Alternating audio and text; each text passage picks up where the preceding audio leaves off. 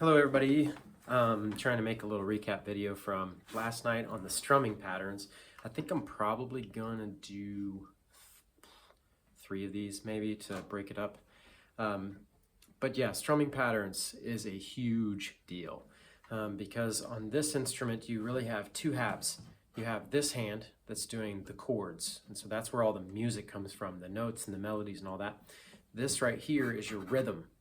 Okay, so if you're by yourself, you have both the chords, the music, and you have, or that's dumbing it down too much, but you have the rhythm. So like you're the drummer too, okay? When you're in a band, it's a little easier and there's a lot more listening going on, but I'm just gonna try to simplify things as much as possible. And I think there's some good news in here. So one thing I would say overall, to oversimplify strumming patterns, I would say this. There's really only 2 big categories of beats, feels that I would put into modern worship music. And maybe that's sad, I don't know. But in general, for us, I would strip all of this down to 2 different feels.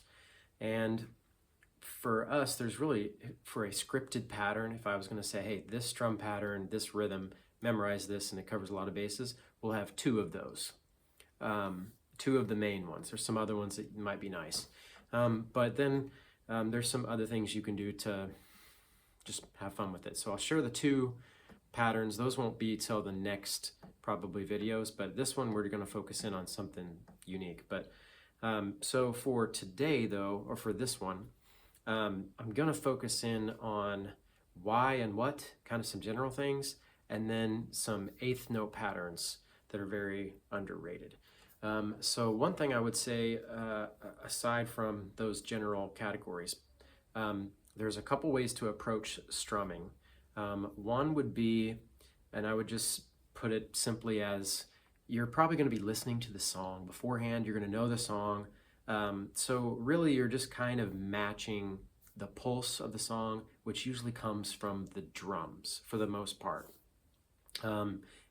So when you're listening for what to strum, you might check out the drums. So I would put this, there's 2 categories, and we'll break down what those are.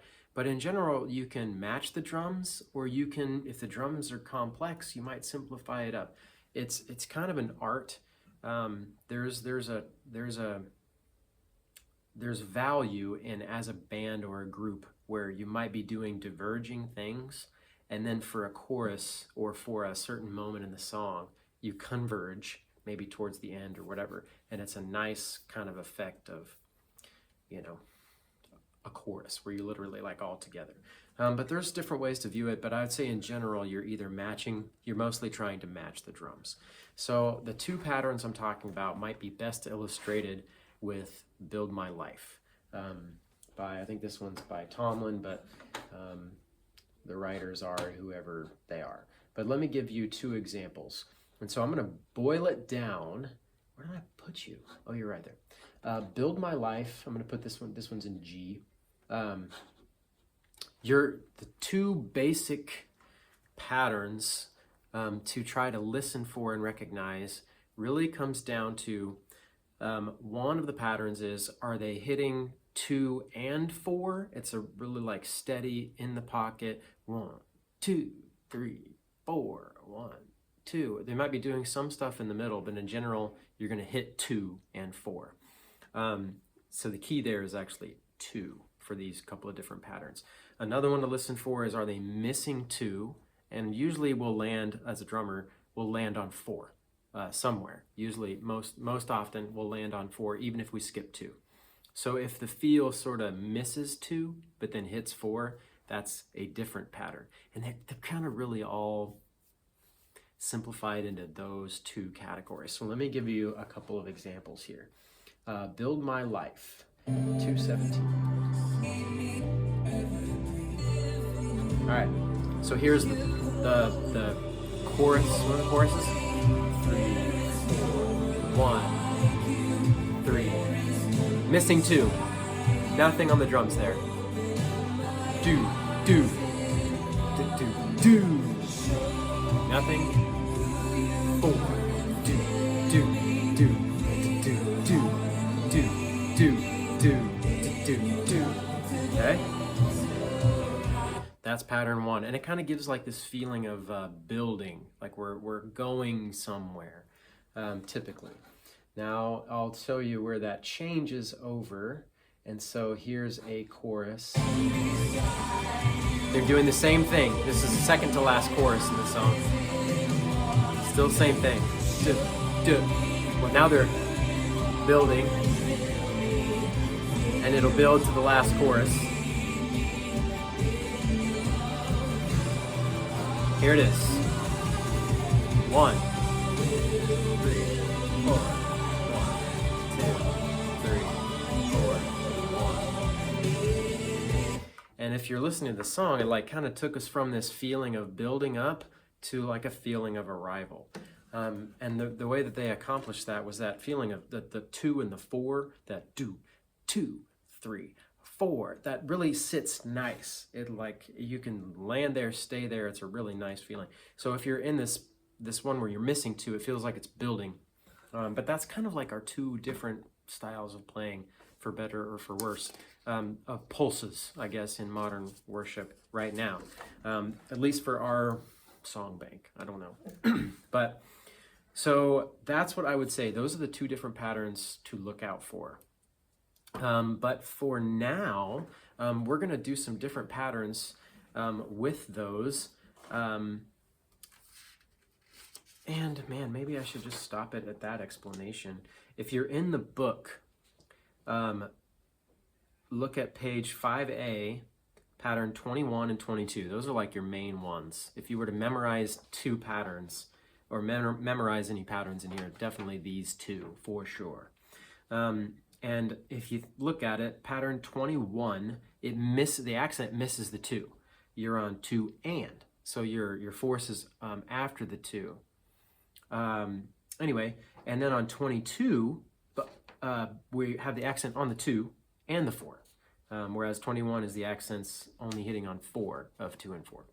So that's kind of where those patterns come from, and they cover a lot of ground and a lot of speeds of songs, so I would just keep that in mind. And so why don't I just play, I'm gonna break what I said earlier, but why don't I just play through those 2 patterns and show you kind of what I'm talking about. So if you have the book, we're at page 5A. This pattern 21, or let's go with 22, because it hits on 2 and 4. It's like the landed on. And I would, if you have the book, put a circle next to that. Okay, yeah, so it is 22. If you were to put a circle by 22, we did this as a class the other night, put a square by 21. Those are basically 2 basic patterns, and we're going to categorize some of the other ones in those as well. But okay, so here's pattern 21. It's hitting 2 and 4 on the accents, but it's 1 and 2 and a 3 E and 4 and a 1 and 2 and a 3 E and 4 and a 1 and 2 and a 3 E and 4 and a 1 and 2 and a 3 E and 4 and a 1 and 2 and a 3 E and 4. Okay, so that's pattern 22. Somebody asked the question in class, as I'm accenting, they asked when I'm doing some of those other ones if I'm strumming all across the strings like I've told everybody we need to do. So like, and the answer is no. The faster you go, and when you start to do accents, you want some to be louder than others. And so for sure on the accent ones, I'm strumming all the way across. But on some of those other ones, I'm only touching maybe the bottom 4 strings or whatever, kind of staying in an area. But what I would say is when you're practicing in general for strum patterns and practicing your movements, when you're really simplifying up, really do a full range of motion. Because when you start to go faster and do some of this accenty stuff, if you're used to this range of motion, which is your full range of motion, then when you start to go faster, you're going to narrow it up, okay? It's unavoidable. But if you're only used to practicing, if this is your full range of motion and you're only used to practicing here, then when you speed it up, you're going to be even less. So you want to really practice full range of motion if you can when you're doing your really technique strumming. But when you're learning patterns, and you're doing it in real time, it might be different. But anyway, 1 and 2 and a 3 and 4 and a 1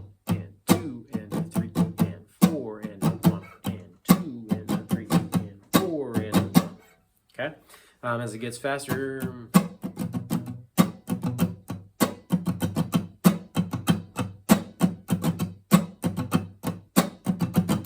Okay, so let me apply that to, that was the end of Build My Life there at, what was it, 4:34?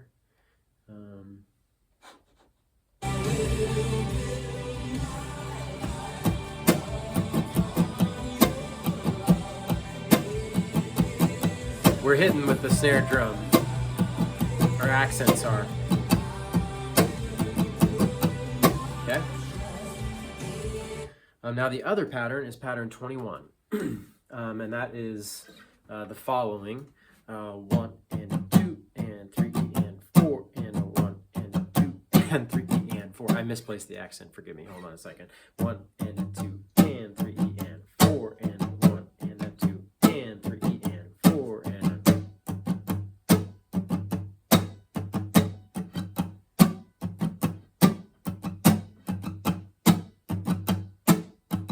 Okay, let me go back to Build My Life. 217. That was where the verses started. Or the chord.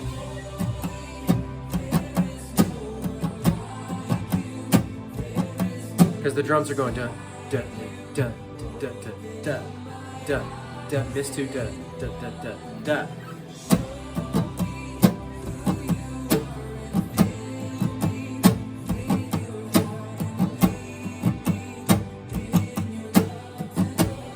Yep. Now that was one example of a song where both of these patterns are, but I went through almost our entire song bank of like what we've done in the last 5 years, or the most common ones, and almost all of them could be fit into, or at least the 4/4 ones, could be fit in those two categories, really. There were a few that were different, and I'll go through some of those as well, but that is the two basic patterns that I would say to try to memorize, is those two right there. Do them fast, do them slow, all the above. Okay, I'm going to stop right there on that video.